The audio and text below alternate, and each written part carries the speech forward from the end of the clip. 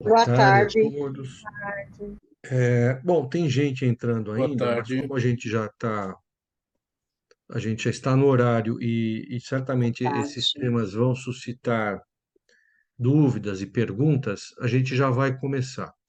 Os nossos assuntos hoje estão relacionados a uma análise sintética da Convenção Coletiva de Trabalho, que será feita pela doutora Juliana Duarte.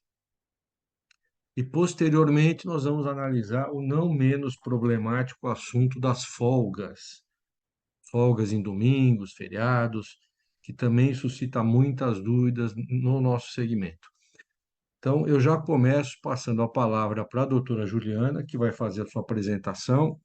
E, Juliana, já te agradeço e a bola está com você. Bom, boa tarde a todos. Obrigada, Fábio, obrigada, Brasil, né? Acho que esse encontro é bem importante para a gente abordar os temas da convenção coletiva, dos acordos, né, e das folgas, como o Fábio falou. Ressaltando que o prazo para as empresas se enquadrarem... Vocês estão me ouvindo bem? Acho que sim, né? O prazo para as empresas se enquadrarem, né, naqueles pisos diferenciados da convenção, que eu vou falar um pouquinho para vocês, é agora dia 15 de fevereiro. Então, é importante que quem não fez o cadastramento ou não fez o acordo coletivo, para que o faça até dia 15 de fevereiro, caso contrário, a empresa naturalmente vai ficar no piso normal. E aí a gente vai explicar um pouquinho, né, quais são as consequências de permanecer nesse piso normal, ou nessas condições consideradas aí pela convenção coletiva como os pisos normais. Então a gente vai falar hoje sobre a convenção do Sintoresp 2325, que é uma convenção que traz três enquadramentos diferentes para as empresas, né? Existem aqui, eu vou compartilhar minha tela com vocês daqui a pouco. Existem as condições normais, dos pisos normais, as condições diferenciadas e as condições especiais. A convenção coletiva traz como data do cadastramento, né, 15 de fevereiro. Nós recomendamos que seja feito acordo coletivo, porque o acordo coletivo é um instrumento jurídico seguro, né? Conta aí com a participação dos trabalhadores, tem validade de 2 anos, é registrado no Ministério do Trabalho, mesmo porque quando a gente fala dessas condições especiais ou diferenciadas, nós estamos falando de negociação de direitos dos trabalhadores que pressupõe a participação deles. Então, o nosso entendimento é de que o acordo coletivo é um instrumento jurídico seguro, tá? Eu vou compartilhar aqui minha tela com vocês e vou falar de forma... Eu acho que muitos de vocês também já devem ter participado de outras lives nossas em que abordamos as condições, as diferenciações desses pisos. E eu também, quem tiver interesse, né, em ter informações sobre os acordos coletivos ou sobre a síntese da convenção, que é um documento que eu vou compartilhar aqui com vocês, deixa o e-mail no chat que a gente vai encaminhar, tá bom? Facilita também um pouco o trabalho de todos.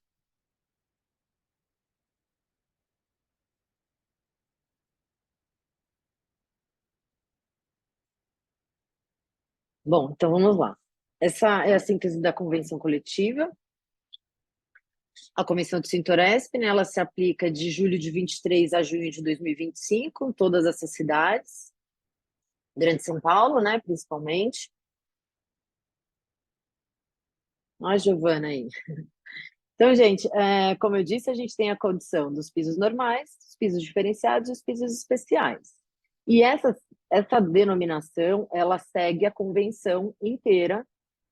Então, a gente pode falar aqui que existem três categorias, né?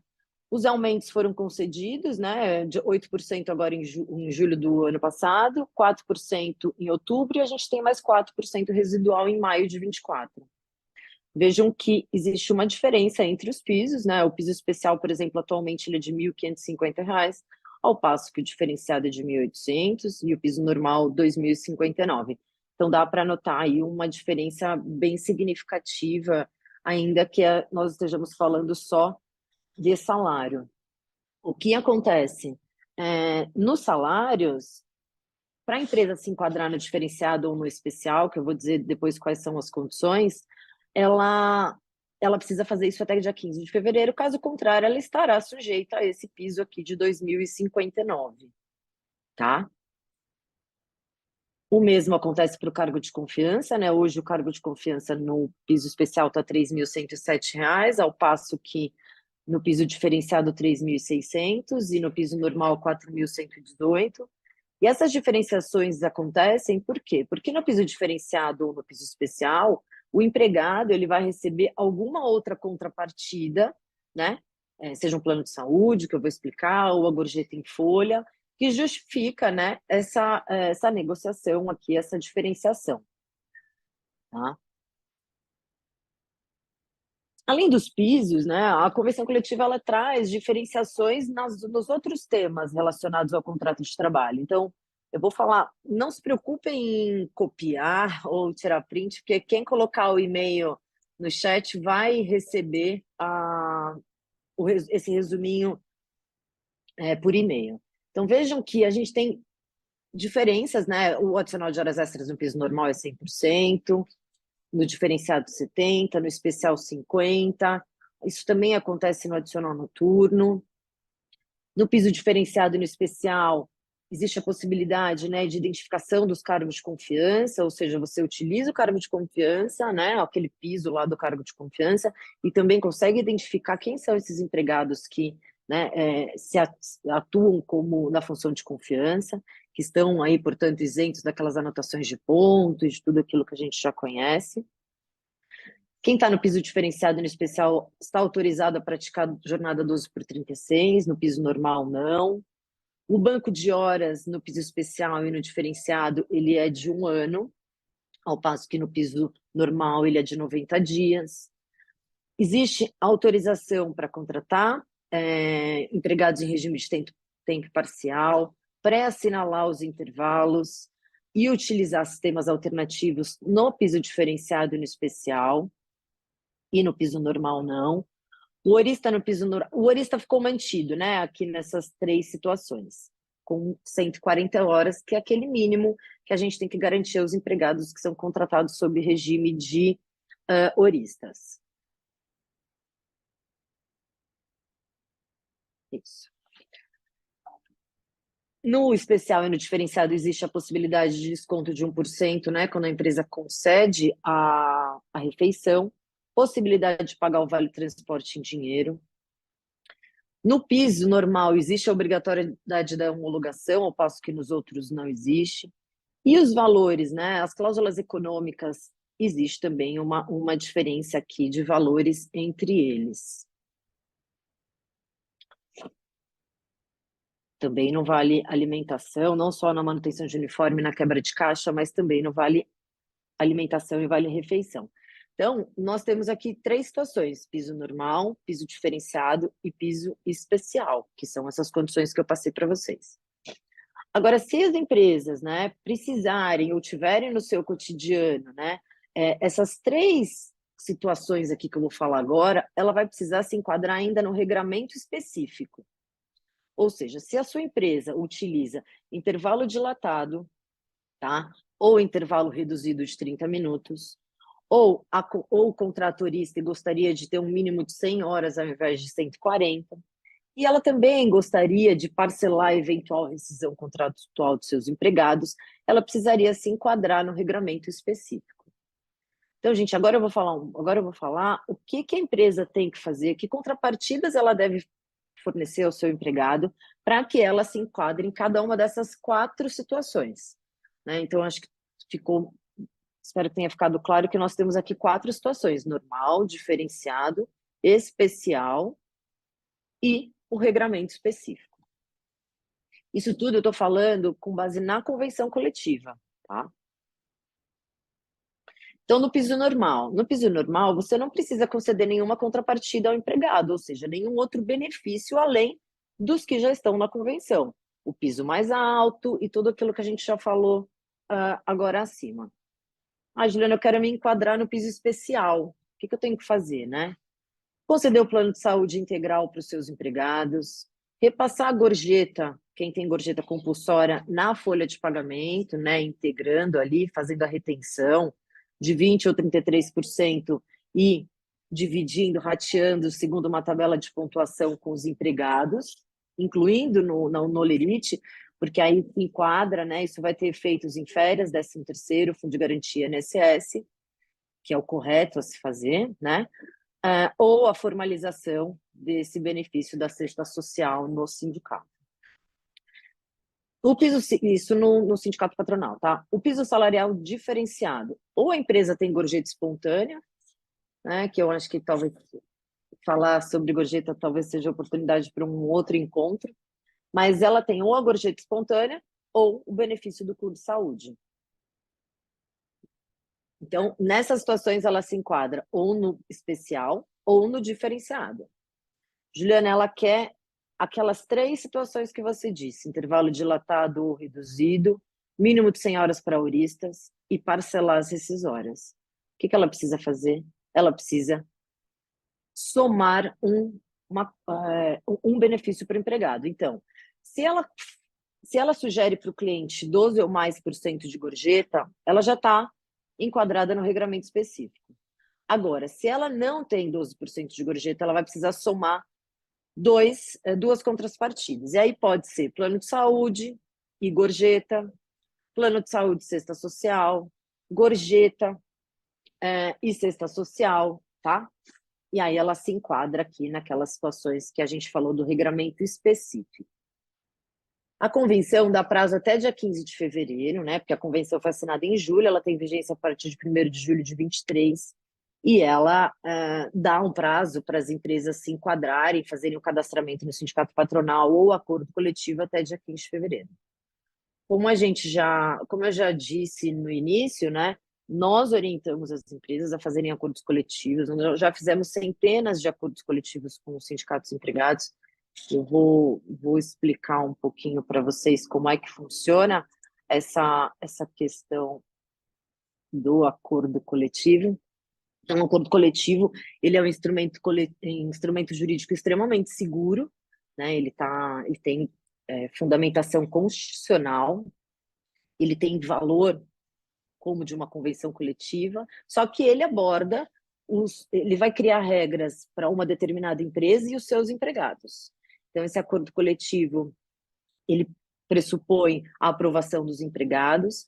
As assembleias a gente está realizando de forma eletrônica, então não é burocrático, é extremamente simples, e ela traz uma segurança jurídica muito grande. Por quê? Porque nós estamos aqui falando de estabelecer regras nesses contratos de trabalho com esses empregados. Então, a legislação trabalhista pressupõe que esses empregados aprovem, e aí, obviamente, esse instrumento jurídico, ele goza de extrema segurança jurídica. Tá? Então, quem estiver interessado, a gente pode também fazer o atendimento pessoal de cada um de vocês, porque a gente sabe que cada empresa tem suas peculiaridades, né? Então, o acordo coletivo, todo o trâmite do acordo coletivo é feito de forma eletrônica, o envio de documentos, a participação dos empregados nas assembleias, a aprovação. Geralmente as assembleias começam em um dia às 10 horas da manhã e elas duram 24 horas. Então os empregados têm 24 horas para votar, né, para manifestarem que se tem interesse, se concordam ou discordam. A gente tem, graças a Deus, índices incríveis de aprovação. Então, se alguém tem receio, né, de nunca fez, né, porque o mais normal seria a convenção coletiva ser autoaplicável, mas ela não é autoaplicável, então a gente precisa aí se socorrer desses remédios do acordo coletivo, por exemplo, para garantir segurança jurídica, o empregado não poder vir no futuro pleitear judicialmente diferença salarial. Se vocês viram aqui, a diferença salarial ela chega a R$ 500 do piso especial para o piso normal. Então, imaginem amanhã uma ação trabalhista, né, onde o empregado, é isso mesmo, R$ 500, onde o empregado vai dizer, olha, a empresa não estava enquadrada, então eu tenho diferença salarial para R$ 2.059, né? Então, e não é só o piso, né? Por exemplo, alguém já viu uma ação trabalhista que não tenha pedido de horas extras? Então, um pedido de horas extras, por exemplo, se você não tiver enquadrado, ele vai estar baseado em 100% adicional, e não em 50% ou 70%. Então, essas são as razões, né, da nossa preocupação até com o prazo. Hoje já é dia 16, a gente tem um mês aí para realizar esses acordos coletivos. Então, eu fico à disposição de todo mundo. Quem quiser também mande e-mail. No final, eu também vou mandar. Yasmin, compartilha no grupo nosso WhatsApp também. Quem tiver interesse, já chamar no WhatsApp e quiser agendar uma reunião para explicar as peculiaridades da sua empresa. Mas o acordo coletivo ele funciona dessa maneira. O trâmite da documentação é toda eletrônica, a gente recepciona o documento, entende qual é o acordo coletivo, qual a necessidade da empresa, né, qual benefício ela já concede, se ela tem gorjeta mais de 12 ou não. A gente identifica quais são as necessidades da empresa, identifica qual o melhor acordo coletivo para ela, e aí a assembleia é agendada. Quando a assembleia é agendada, os funcionários recebem um link. As empresas também recebem um edital que é afixado na empresa, tem um QR Code, o empregado lê o QR Code, nisso ele tem a possibilidade de votar, de manifestar a sua concordância, e aí está aprovado o acordo coletivo, ele tem vigência de 2 anos, tá? Ele retroage a julho, porque ele tem a vigência certinha da convenção coletiva, e ele vai ter vigência até junho de 2025, tá bom? Então, os interessados nos procurem. Então, agora eu vou falar um pouquinho das opções de acordo coletivo. Como é que agora eu preciso aprender aqui a compartilhamento? Então, as opções de acordo coletivo, tá? Lembrando que o acordo coletivo ele vai atender a necessidade de cada uma das empresas. Então, essas aqui são sugestões de acordos coletivos, tá? Então, para você se enquadrar no piso especial, nós temos a opção da empresa conceder plano de saúde, da empresa conceder ou o plano de saúde ou um prêmio de assiduidade, que é um prêmio de R$ 100. Como é que funciona esse prédio? Olha o David aí. Como é que funciona esse prêmio? É um prêmio de R$ 100. Se o funcionário não faltar, ele recebe R$ 100. Se ele faltar uma vez, ele recebe 50. Se ele faltar mais de uma vez, ele não recebe o prêmio, tá? Então, o prêmio, ele pressupõe aí um comportamento acima da média, né? O prêmio ele não tem reflexos em férias, 13º, INSS, ele é puramente indenizatório e tem muitas empresas aplicando e elas nos contam que tem sido muito positivo, que um dos problemas graves, né, que as empresas enfrentam hoje, por exemplo, é a quantidade de atestados, muitas vezes falsos, né? Eu esses dias peguei uma empresa que o empregado estava contestado, mas aí ele publicou que estava na praia, então acabou sendo descoberto. E quando ele recebe esse prêmio por não faltar, por não chegar atrasado, ele se sente estimulado e essa contrapartida não tem incidência em nenhuma outra verba, ou seja, não reflete em férias, 13º nem INSS, e é um prêmio aí, uma contrapartida para o empregado. Da mesma forma, a gorjeta compulsória, né? Aquela gorjeta que a gente cobra do cliente ostensivamente e que vai parar lá no Olerite para ter reflexos em férias, 13º, Fundo de Garantia, INSS, que vai garantir, inclusive, uma aposentadoria, né, correspondente à remuneração que o seu empregado recebe hoje. Ou uma Bolsa Previdência também no valor aí de R$ 100, tá? No acordo coletivo, nessa sugestão de acordo coletivo, tem essas condições especiais, né? O banco de horas de 1 ano, mínimo de 140 horas para aurista, autorização para contratação de regime em tempo parcial, intervalo reduzido de 30 minutos, possibilidade de pré-assinalar o intervalo de almoço, horas extras a 50%, adicional noturno a 20%, vale transporte e combustível em dinheiro, indenização do trintídio só a partir de 2025, como na convenção, não obrigatoriedade da homologação, e os valores diferenciados lá, que a gente falou de uniforme, quebra de caixa e vale alimentação. Agora, a empresa, para se cadastrar uma sugestão de acordo coletivo para o diferenciado, é a gorjeta espontânea, né? R$ 140 optante pelo simples e 260 se ela for lucrar e presumido. E as condições são essas aqui, as condições diferenciadas, tá? O que distingue da especial seriam o adicional de horas extras e o adicional noturno. Um ponto positivo também dos acordos coletivos é que os acordos coletivos, ele tem uma redação extremamente simples. Eu não sei se vocês são dessa época, mas das convenções antigas, né, das convenções anteriores, onde era um documento jurídico de fácil leitura, tanto para o empregado, quanto para o contador, quanto para a empresa, para todo mundo. É um documento jurídico extremamente simples, simples de fácil leitura, como deve ser, né? Aí aqui também, ó, caso a empresa, também uma sugestão de acordo coletivo, caso a empresa, né, também queira se utilizar do intervalo dilatado, do parcelamento das verbas decisórias e 12 por 36, ela tem que somar um benefício. Então, se ela tiver mais do que 12% de gorjeta, tudo bem. Agora, se ela não tiver mais do que 12% de gorjeta, ela vai precisar fornecer dois benefícios. Então, plano de saúde mais o prêmio, a Bolsa Previdência mais o plano de saúde, ou a gorjeta menos do que 10 mais o plano de saúde. Então, a gente teria aí que somar duas situações. Então, essas são sugestões de acordo coletivo. Lembrando também que em algumas situações a gente pode, Juliana, eu já tenho um prêmio aqui diferente, a gente pode fazer um acordo coletivo com esse prêmio? Podemos, né? Eu tenho algumas pessoas até aqui que eu conheço que estão nessa situação e a gente está negociando acordos coletivos diferentes do que eu disse aqui dessa sugestão, mas o acordo coletivo tem essa característica de ser específico, de atender às necessidades da empresa, dos empregados. Cada empresa é diferente, né? Eu falo sempre que às vezes vejo tabela de pontuação de gorjeta e eu fico cada vez mais surpresa, porque cada tabela de pontuação, cada empresa divide de um jeito. Então, o acordo coletivo, ele tem essa qualidade, né? Esse ponto importante dele conseguir atender as necessidades da empresa e os contadores ou as empresas que tem aqui bastante gente presente que já fez acordo coletivo ano passado, né, da vigência 21, 23, e eu acho que podem aí talvez dar seu testemunho de como foi o procedimento, a assembleia, é, e, e é isso. Acho que eu já falei demais. As meninas já colocaram no chat nosso telefone, a Yasmin vai colocar agora também nosso e-mail. Eu permaneço à disposição, lembrando todos vocês que é muito importante que não se perca esse prazo de 15 de fevereiro.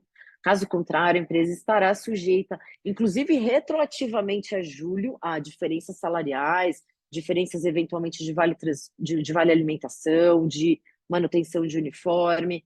Então, ainda estamos em tempo aí de fazer tudo isso.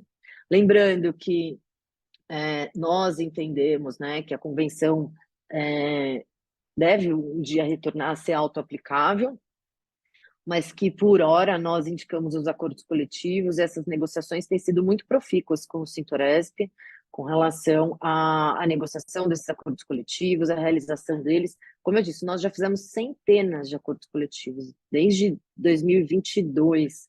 22, né? 2022.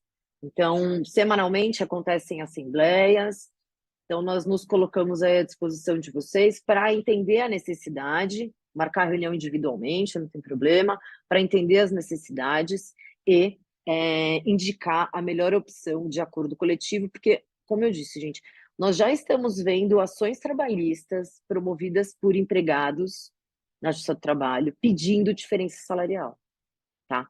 Então, a gente tem que ficar bem atento para isso, porque se você pegar R$ 500 de diferença salarial dos últimos 6 meses, olha, já é um valor considerado, ainda mais se levarmos em conta reflexo em férias, 13º, fundo de garantia, horas extras, porque aí mudaria a base de cálculo de tudo.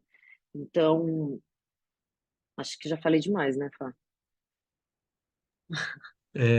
Não, foi uma exposição extremamente esclarecedora, completa. Agradeço aí a sua explanação. Lembrando ao pessoal que nos assiste que no final do nosso bate-papo será aberta a possibilidade de fazer perguntas. Então, quem teve dúvidas sobre qualquer ponto da explanação da doutora Juliana ou sobre o que eu vou falar daqui a pouquinho, podem fazer perguntas e mesmo que nosso horário depois, no final, ele não seja suficiente para responder todas as perguntas, elas podem ser encaminhadas para a Brasel e nós responderemos por e-mail. Nosso segundo tópico aqui no nosso bate-papo hoje diz respeito a um outro assunto de bastante controvertido, né? Que se relaciona ao trabalho em domingos e feriados, o que já era um assunto complicado, porque havia uma dúvida, há ainda uma dúvida generalizada sobre a necessidade ou não de se dar folga aos domingos, né? Pelo menos um domingo por mês, essa é a discussão principal.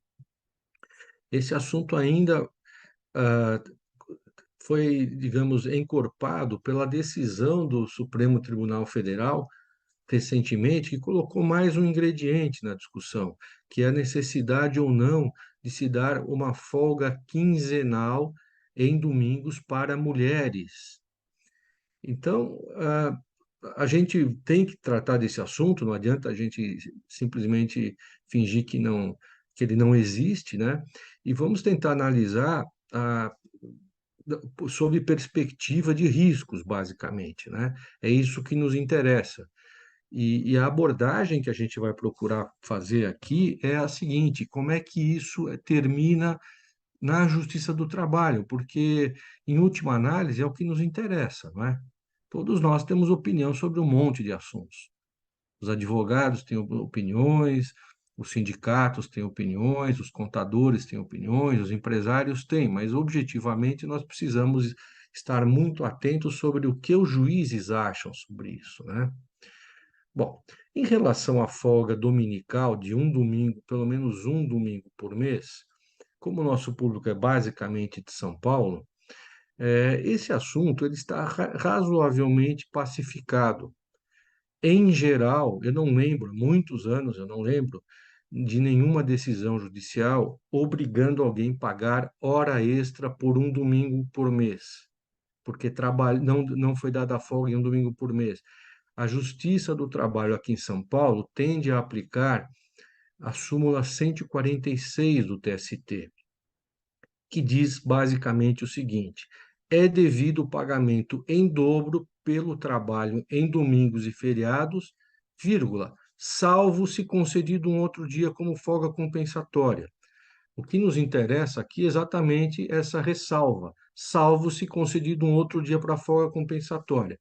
Então, do ponto de vista da folga semanal, que é aquela folga obrigatória de um dia a cada 6 dias de trabalho, né, que é o módulo 6 por 1, a Justiça aqui de São Paulo, ela, mesmo as turmas do tribunal, digamos, com viés mais ativista, elas vêm reconhecendo que se, por exemplo, um bar ou um restaurante concedem a folga semanal às segundas-feiras, está sendo cumprida a norma legal prevista na Constituição Federal e no artigo 67 da CLT, que dizem que a folga deve ser preferentemente aos domingos, mas não obrigatória ou necessariamente aos domingos.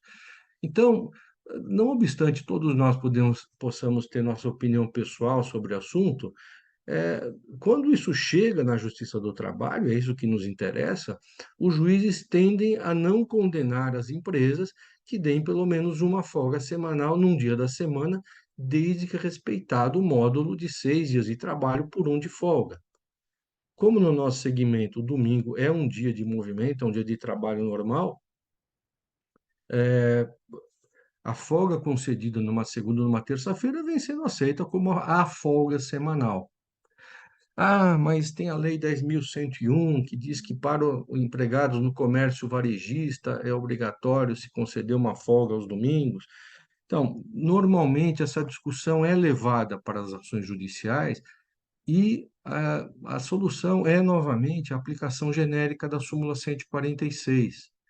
Inclusive, porque do ponto de vista estritamente técnico-jurídico, o segmento de bares e restaurantes, ele não é reputado como comércio varejista. Não obstante você se venda comida ou bebidas no varejo, estrito sensu, do ponto de vista técnico-jurídico, nós estamos numa outra categoria, né? Inclusive, recentemente nós tivemos uma polêmica, né, pessoal? Vamos lembrar que teve agora a portaria do Ministério do Trabalho, que acabou sendo revogada, que vai ser reapresentada, né? em março agora de 2024, que é a portaria revogada, a portaria 3665, que alterava a portaria 671, que continua vigente. Essa portaria estabeleceu a obrigatoriedade de dar folga aos domingos para uma série de atividades. A portaria 3665 limitou essas atividades, mas no inciso 14 da portaria 671 está previsto, continua previsto, seja na portaria 3665, que o governo retirou diante da péssima repercussão, mas que vai reapresentar, está mantida a possibilidade do segmento de bares e restaurantes funcionar aos domingos, ter autorização genérica de funcionamento aos domingos. Vale dizer, é um dos segmentos que não precisa pedir autorização governamental. Essa autorização existe genericamente, o que apenas reforça a interpretação de que a norma da Lei 10.101 não se aplica ao nosso segmento. Quem tem muitos estabelecimentos que dão uma folga dominical? Tem, muitos. Essa folga necessariamente, e dão folgas semanais em outro dia da semana também. Essa folga aos domingos, ela, ela pode ser considerada uma folga por liberalidade, por política de recursos humanos, é uma quinta folga em média no mês, é uma folga suplementar, e ela pode ser mantida, até porque seria muito complicado retirar do ponto de vista da organização e do ânimo dos empregados. É muito difícil você tirar alguma coisa, né, com o qual eles estão acostumados. Então, quem dá essa folga está ainda mais coberto. É claro que nada é 100% garantido. Esse é um dos paradoxos do direito do trabalho. Tem muitos temas, e esse é um deles, em que a justiça do trabalho decide de uma maneira, mas a fiscalização decide de outra maneira. Inclusive porque são poderes diferentes, né?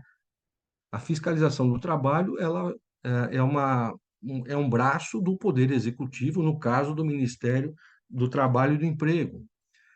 E não é incomum que, quando o fiscal do trabalho vá numa empresa, num bar ou num restaurante que não dê uma folga aos domingos, ele lavre um auto de infração. Isso é rigorosamente corriqueiro. Acho que isso tende a acabar, ainda que de uma maneira atabalhoada, em março, quando o governo ressuscitar a portaria 3665, porque aí essas portarias orientam a fiscalização. Os fiscais não respeitam o que o TST acha, os fiscais respeitam o que diz as normas fiscalizatórias emitidas pelo Ministério do Trabalho e do Emprego. Então, eu imagino que, mantendo o segmento de bares e restaurantes com autorização genérica de funcionamento aos domingos e retirar do comércio varejista, qualquer interpretação que se queira dar vai no sentido de que os restaurantes não são obrigados a dar folga aos domingos, tá?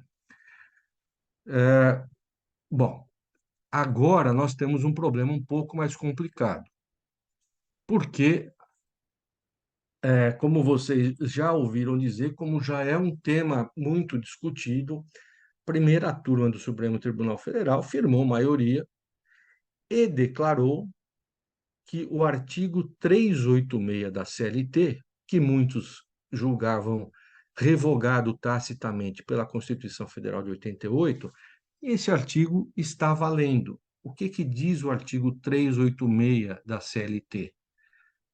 Que esse capítulo primeiro, ele está inserido, esse artigo está inserido no capítulo de proteção ao trabalho da mulher.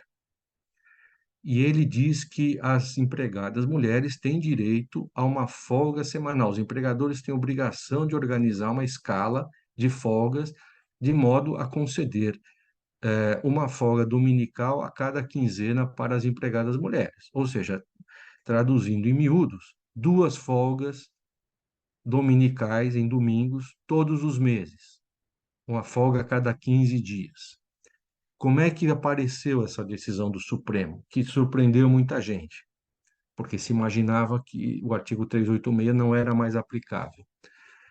Uma grande rede varejista foi ré numa ação coletiva e foi condenada na vara do trabalho a pagar como extra 2 domingos por mês para suas empregadas mulheres.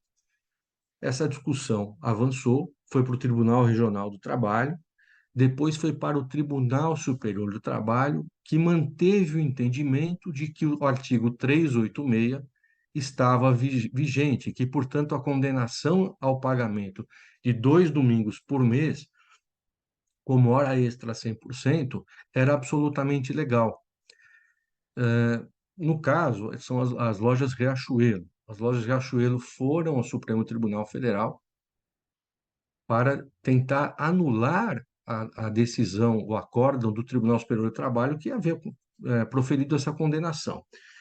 E o STF, para surpresa de ninguém, considerou que o artigo 386 continua válido, mas isso não resolve o assunto da forma como muitos entendem. Ah, temos que dar a folga, 2 folgas por mês. Não, porque a decisão apenas diz o seguinte: o artigo 386 da CLT continua válido, e continua válido desde sempre, desde que ele passou a integrar a CLT, ou seja, todos os contratos de trabalho em atividade de mulheres, empregadas mulheres, estariam sob a incidência do artigo 386.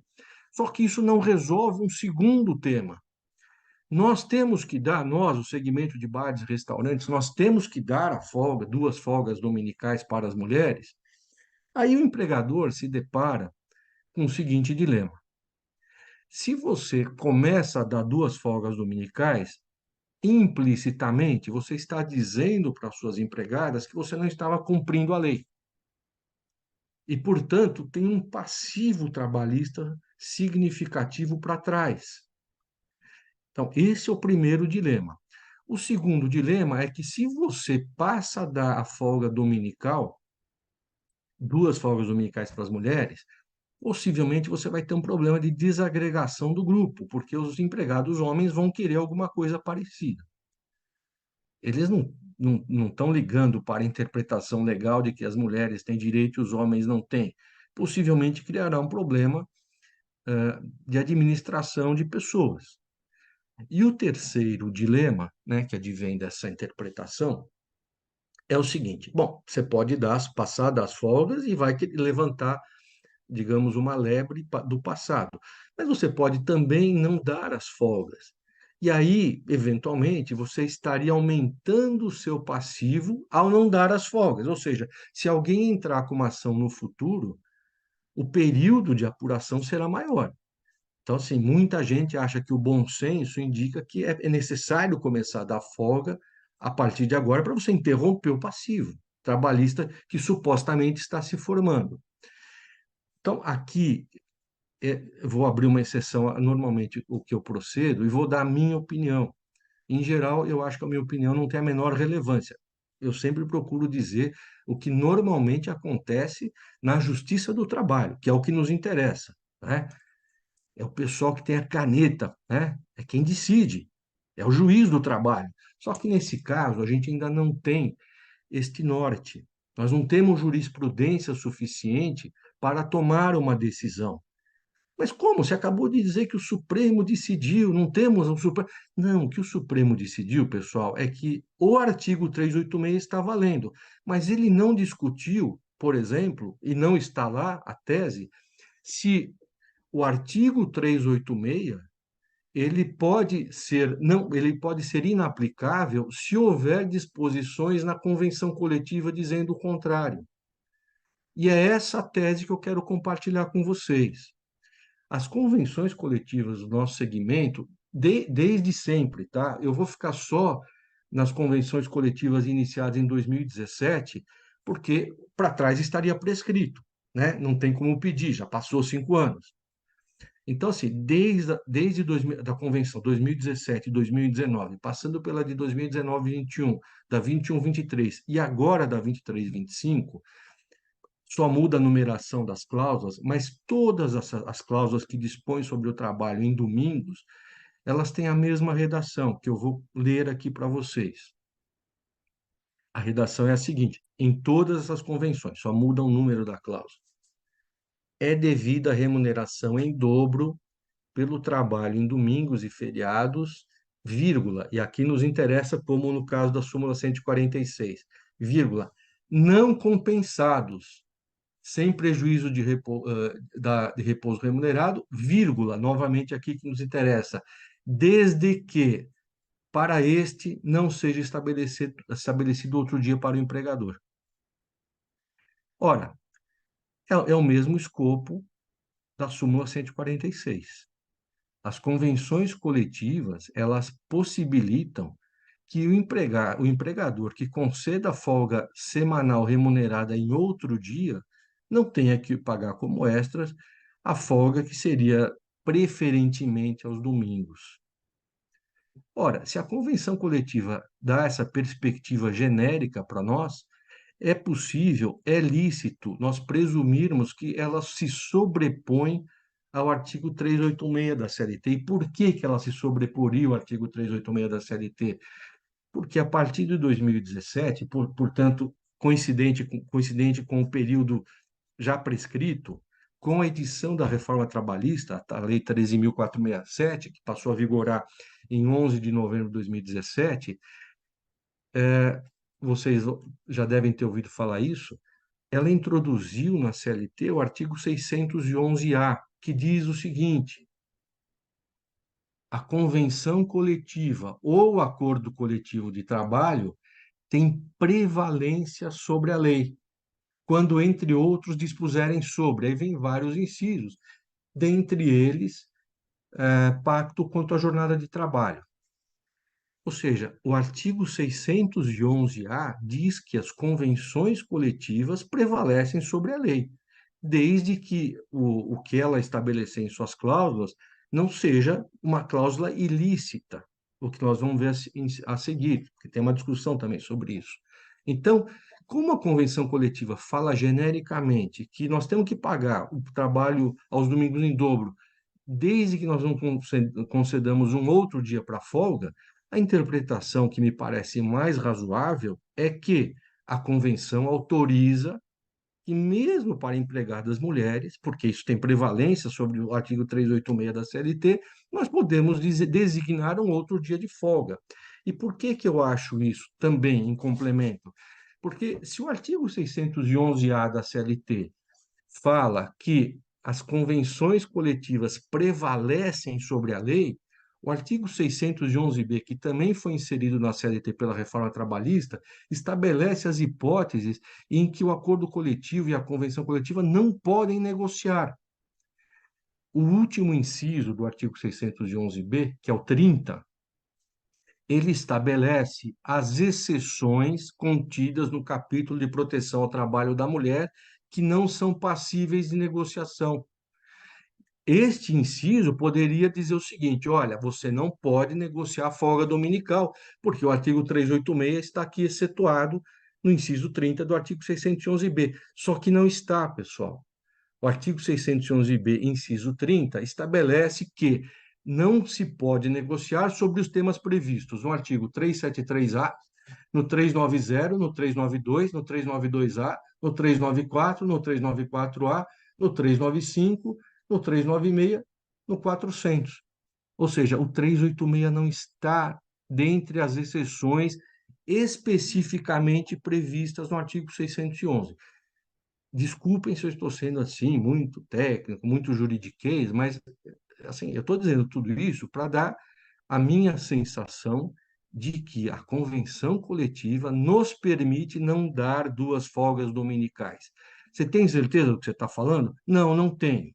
Não tenho por uma razão muito simples. A minha opinião, como eu já mencionei para vocês, ela vai até a página 2. O que nos interessa é o que a justiça decide, e não existe ainda massa crítica sobre isso.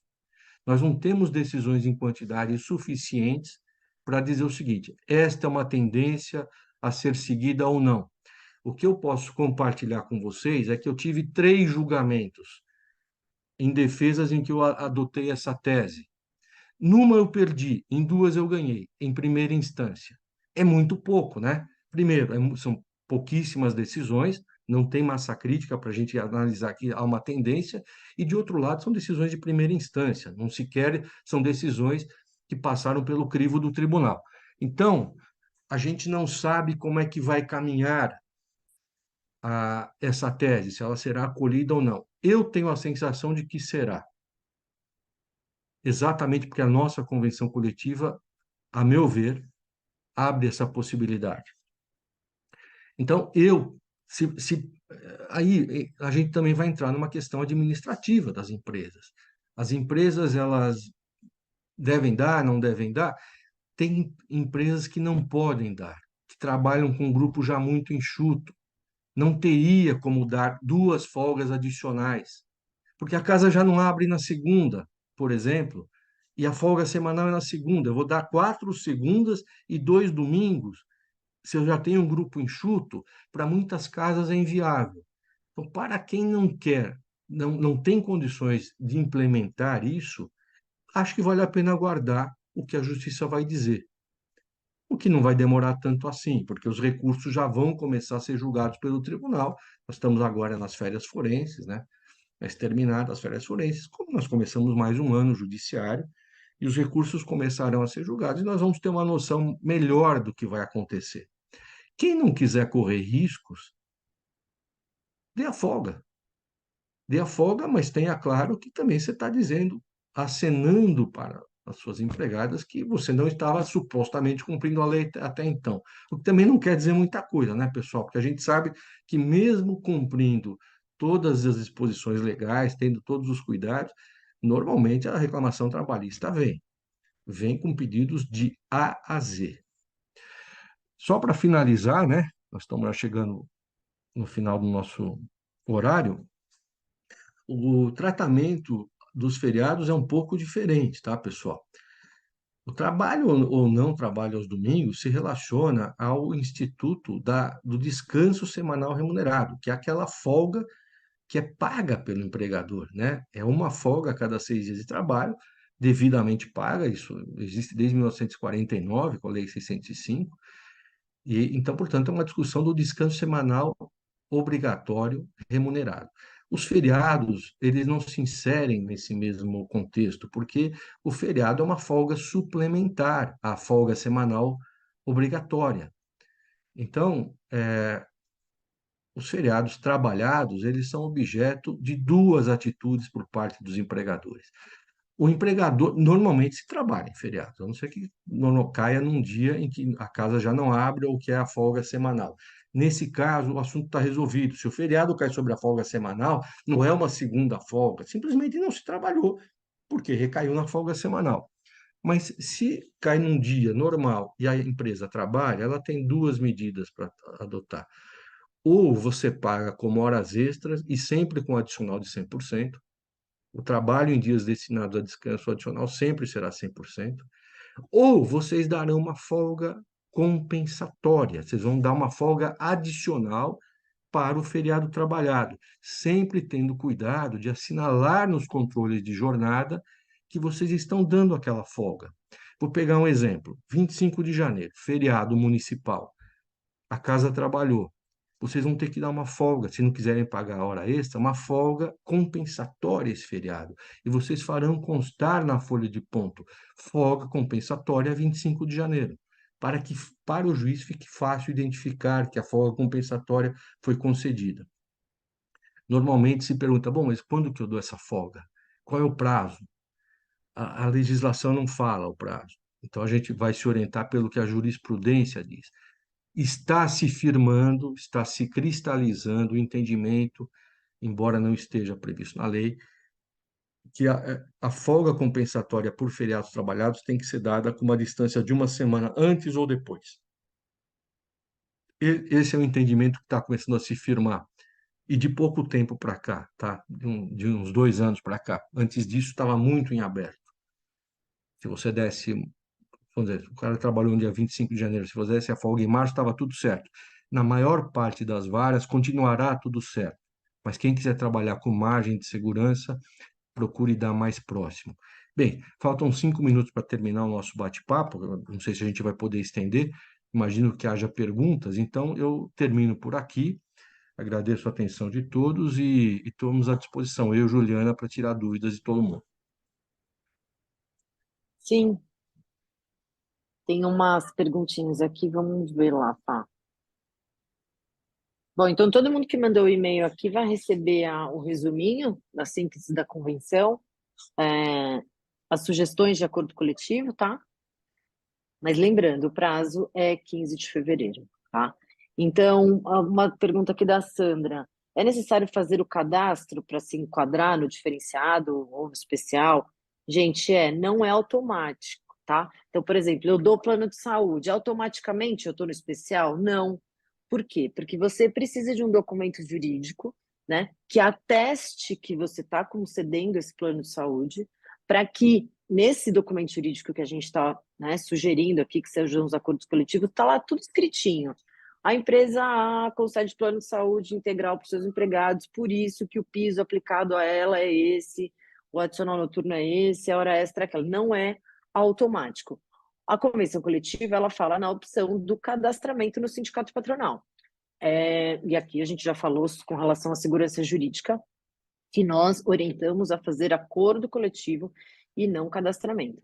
Inclusive, com relação a isso, é importante dizer que já existe uma ação civil pública, já existiu uma ação civil pública, né, tratando desse tema, da necessidade das assembleias, da necessidade de manifestação dos empregados, que tramita na 38ª Vara, e recentemente, no final do ano, o Ministério Público do Trabalho entrou com uma ação contra o sindicato patronal, o Sindresbar, argumentando também da ilegalidade do cadastramento que existe na convenção do Sindfest, tá? Então, só para vocês, só para a gente embasar um pouco, né, Fá, por que do nosso receio desse cadastramento e por que nós indicamos o acordo coletivo, principalmente porque o acordo coletivo ele tem validade de 2 anos, tem manifestação expressa dos empregados, né? Então, o acordo coletivo é um instrumento jurídico muito seguro e de difícil contestação, tá? Vamos ver o que mais temos aqui. O prêmio sugerido de R$ 100 ele é lançado no Olerite, sim. No acordo coletivo tem todas essas regras que eu falei. Uma falta recebe 50%, 2 faltas perde o direito ao prêmio. E ele consta, sim, Ariana, o prêmio de R$ 100. R$ 100 é o mínimo, tá, gente? Por exemplo, tem algumas empresas que já têm. Inclusive, a gente tem algumas empresas que têm outras regras, tá? Para o prêmio. Então, se você já tem prêmio na sua empresa com outras regras, é possível sim fazer um acordo coletivo com essas outras regras. E o prêmio é lançado no Olerite, sim, ele tem que vir com a rúbrica de prêmio, né? Dependendo do mês 100 ou 50 ou zerado, mas ele vem sim ali no Olerite para não ser, porque se você não pagar no Olerite com a rúbrica de prêmio, ele pode inclusive ser entendido como pagamento por fora. E pagamento por fora é considerado salário. Então, esse caráter indenizatório do prêmio, que é positivo tanto para o empregado quanto para a empresa, né, com relação à tributação, principalmente. Se vocês perceberem, as contrapartidas, de um modo geral, elas são indenizatórias. É uma tentativa aí de desonerar um pouco a folha de pagamento, transformar algumas rúbricas, utilizar de rúbricas indenizatórias, como, por exemplo, um plano de saúde, né, que não tem incidência de INSS, de imposto de renda, para fornecer como contrapartida como contrapartida ao empregado.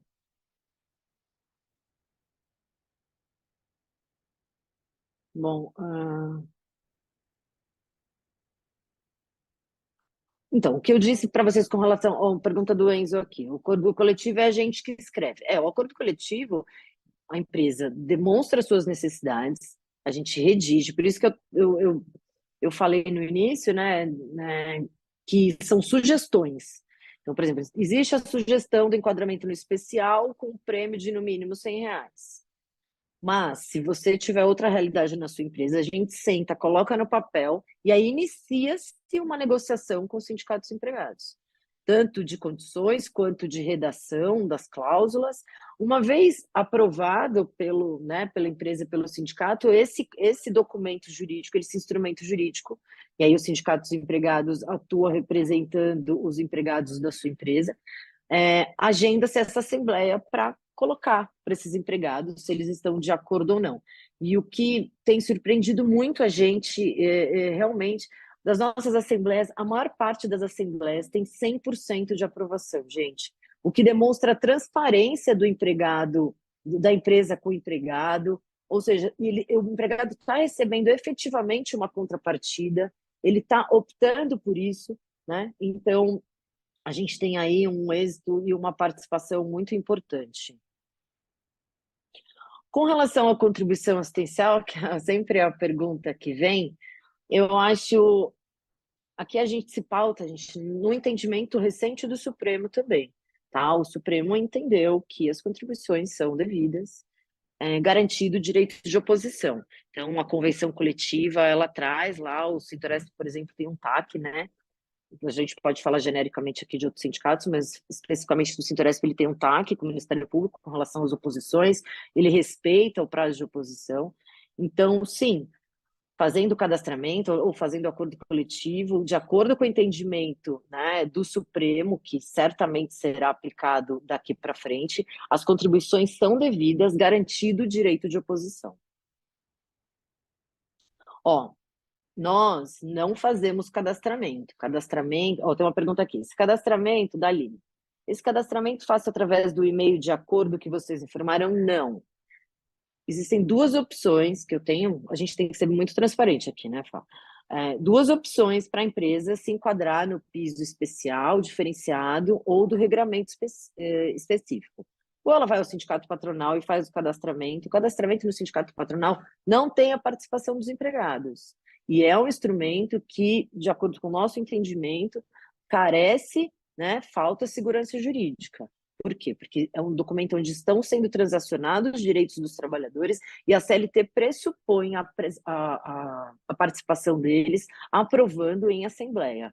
Tá? Então, quem tiver interessado em fazer acordo coletivo com vigência de 2 anos, segurança jurídica inquestionável, o acordo coletivo ele é registrado no Ministério do Trabalho, ele tem validade de 2 anos, ele vai ser aprovado pelos seus empregados num procedimento online, desburocratizado. Tá? Então, quem quiser conversar com a gente sobre acordos coletivos, pode se utilizar dos documentos que a gente já tem de sugestão, ou a gente pode elaborar novos acordos. A Sandra, no caso das micro e pequenas, que fornecem assistência médica, plano de saúde, pode se enquadrar no enquadramento especial, no piso especial? O fato de você conceder o plano de saúde possibilita o enquadramento no piso especial e nas condições especiais, mas você precisa aí de um documento jurídico que é esse, nossa, que é o acordo coletivo, ó.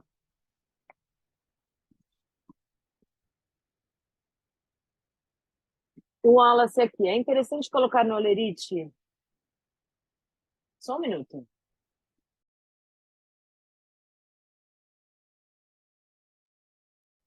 Resolveram ligar uma furadeira aqui. É interessante colocar no Olerite a nomenclatura de pagamos a gorjeta 12%. No Olerite, eu sugiro que esteja como gorjeta, porque na sua pré-conta já está comprovado que é 12%. Então, por exemplo, para o acordo coletivo, Juliana, eu concedo 12% de gorjeta. O que eu vou pedir para você? Vou pedir a GFIP, seu contrato social e uma pré-conta, tá? Então, é extremamente prático. Você não precisa ter no Olerite que é 12%. E judicialmente, você eventualmente também pode comprovar que sugeria aí 12%.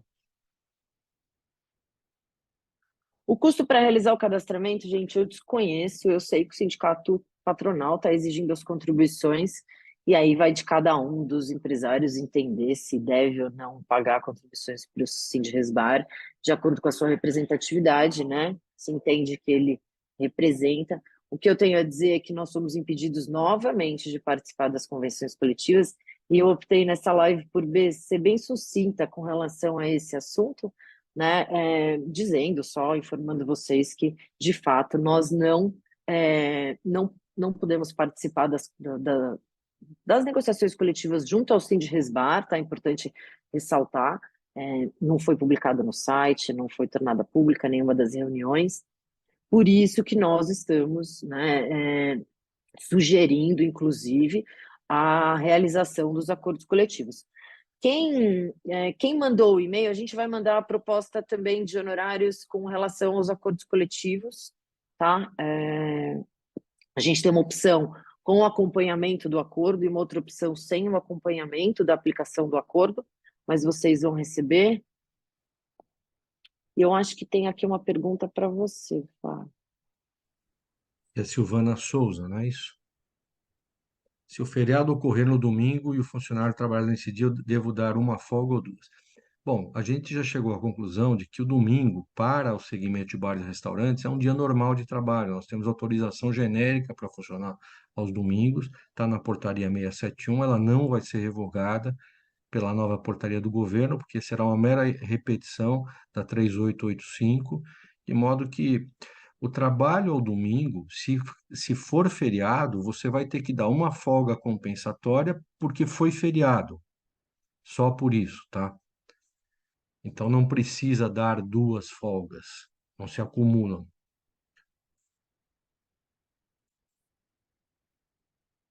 Aí tem a Sandra, Oh, que acho que você já respondeu, reitero a pergunta do Wallace. sim, Feriado com pagamento de hora extra não funciona quando tem banco de horas. No caso, não. Pessoal, banco de horas, tá? Pergunta bastante pertinente do Enzo. O banco de horas é um mero acordo de compensação de jornada. Ele é um acordo de compensação de jornada, o velho acordo que sempre existiu na CLT e que estabelecia que a compensação tinha que ocorrer numa semana. Portanto, o que excedesse de 44 horas por semana se pagaria como essas. O banco de horas apenas estendeu o período de apuração para 6 meses ou um ano. Portanto, o tempo elegível para o banco de horas são as horas trabalhadas entre a oitava e a 10ª hora. Não podem ser lançados no banco de horas. Intervalo suprimido, redução de férias, dias de folga trabalhados, nada disso se joga no banco de horas, tá, pessoal? Banco de horas é da oitava até a 10ª hora. Não joguem mais nada no banco de horas.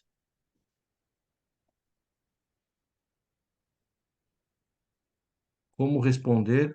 Tem uma funcionária que alegou que tem artigo que é obrigatório no artigo.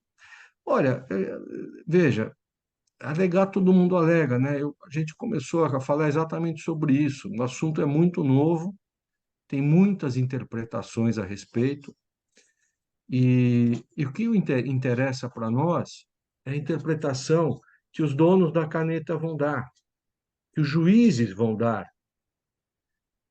Em última análise, é isso. Me parece razoável interpretar que a nossa convenção coletiva prevalece sobre o artigo 386, porque o artigo 386 não está dentre os artigos que não são passíveis de negociação no inciso 30 do artigo 611-B, e a redação, embora seja bem genérica da convenção coletiva, eu entendo que a redação, como está, do jeito que está, é o suficiente para autorizar a conclusão de que, se for concedida uma folga em outro dia da semana, desde que respeitado o módulo de 6 de trabalho por um de folga, não se aplica o artigo 386, não é necessária a folga quinzenal. Isso não é uma certeza absoluta, porque o tema é muito novo e tem pouca jurisprudência. Eu posso dizer, como eu disse para vocês, que em 3 julgamentos, 2 foram a favor dessa tese e um foi contra. Isso em primeira instância. Então, quando alguém interpelar, eu acho que a resposta mais razoável é de que, desde 2017 para cá, com a edição da reforma trabalhista, passou a se prestigiar muito o que se chama autonomia privada das partes. Ou seja, o que os sindicatos decidem vale sobre a lei, prevalece sobre a lei, a não ser nos casos em que a própria lei excetua. Fala o seguinte: olha, esses assuntos não são passíveis de negociação. Né? Então, nós vamos partir do princípio de que a nossa convenção coletiva permite a concessão de um outro dia de folga na semana. É o que dá para fazer por hora. Com o tempo, nós vamos ter um acúmulo de decisões a esse respeito que vai nos permitir ter mais certeza. Agora, responder indagações de funcionário, eu acho que o jeito de responder é esse, tá? A convenção coletiva autoriza e a gente segue a convenção coletiva à risca. Me parece que essa é a resposta a ser dada.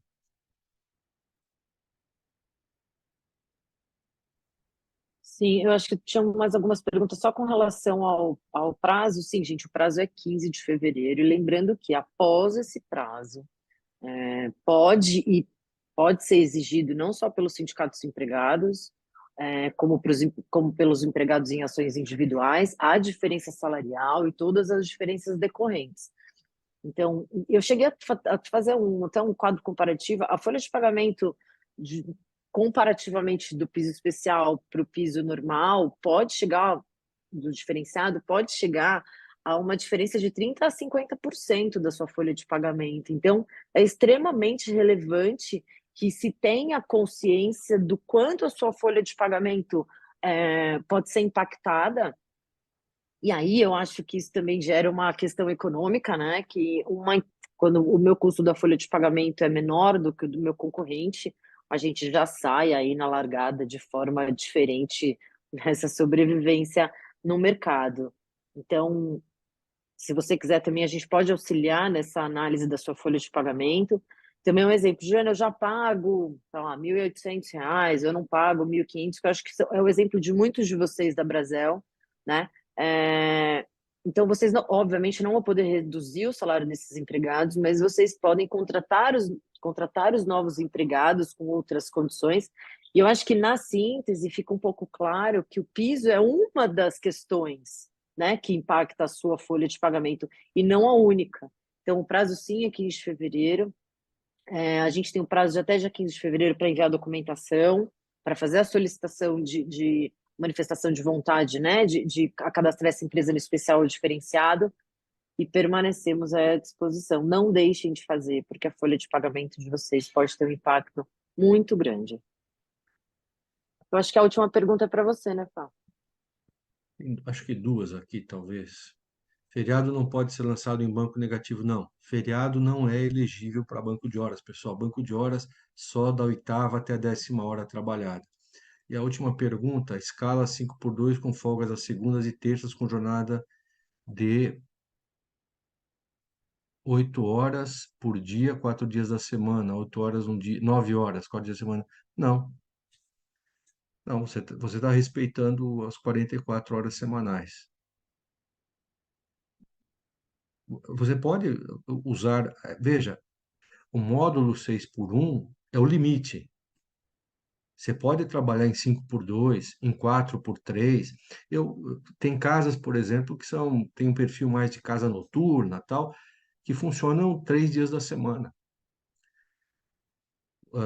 O que você não pode é não, e aí não tem atalho, não tem negociação, não tem nada que permita. O que você não pode é não observar o módulo 6x1. A cada 6 dias de trabalho, o sétimo necessariamente é uma folga, senão é hora extra. Não tem banco de hora, não. Fora isso, você pode fazer o que você bem entender, o que for melhor para o seu negócio. A Aline, acho que tem uma pergunta aqui para a Juliana, que é basicamente comunicação aí de como mandar documentos.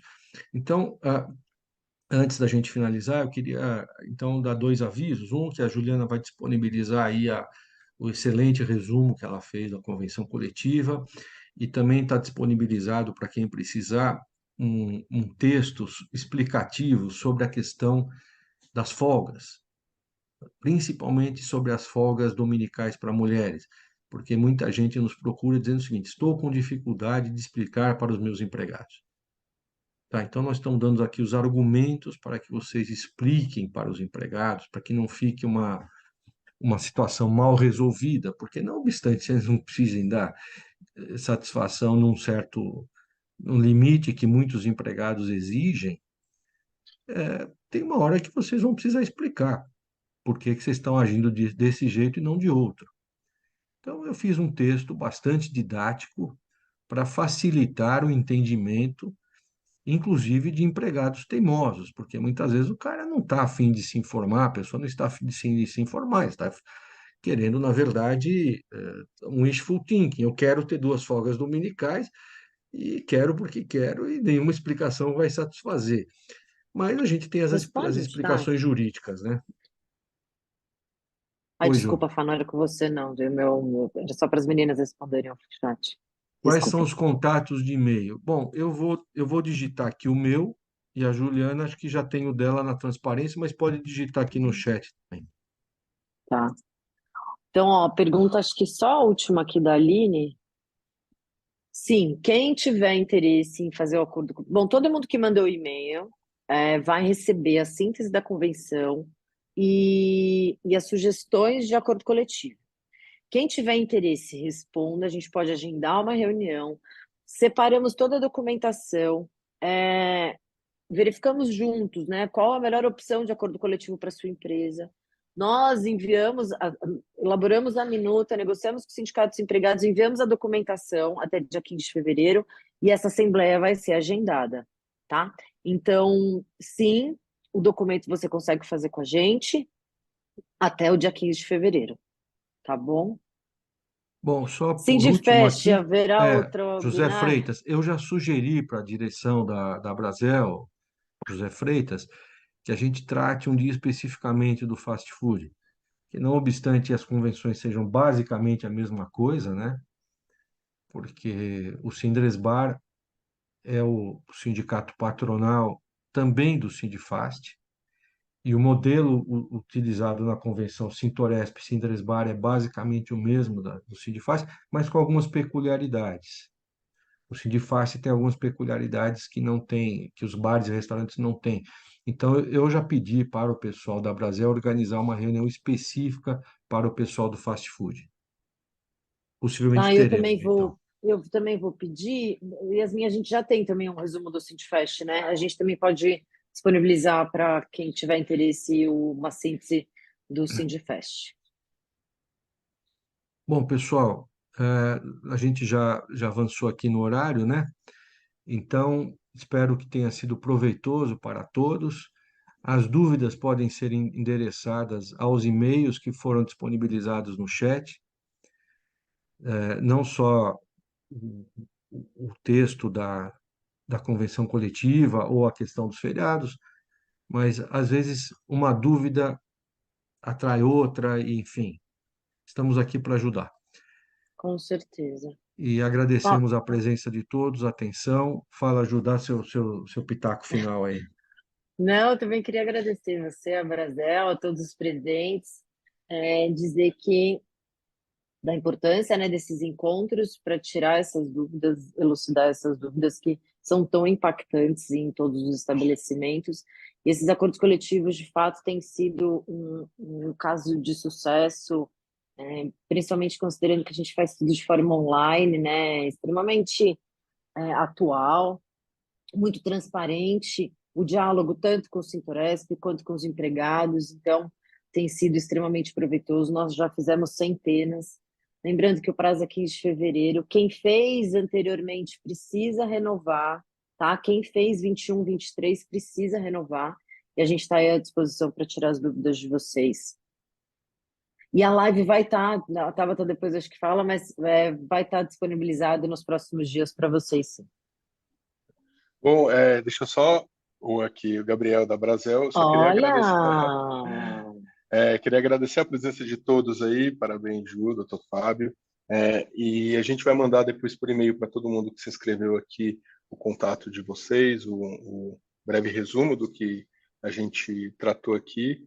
Quem não é associado, convido para se associar, entre em contato com a Brasel para entender um pouco dos benefícios. A Brasel não é só sobre taxa, é sobre desenvolvimento do negócio, o seu negócio gastronômico. Então, a gente traz especialistas como o Dr. Fábio, a doutora Juliana, para a gente poder desenvolver melhor os nossos negócios.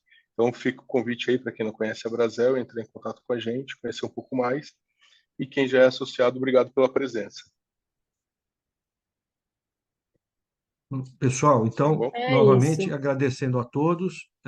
Vamos, eu sei que o Gabriel e essa dinâmica diretoria da Brasel vai promover esses encontros com uma frequência mensal ou até quinzenal, não sei bem, mas o que será muito importante para nós ajudarmos aí na, no dia a dia mesmo, né, de vocês, porque as dúvidas elas chegam em avalanche, né? E a gente precisa estar junto, principalmente nesse momento de muitas inseguranças jurídicas. Deixo novamente o nosso abraço e muito obrigado.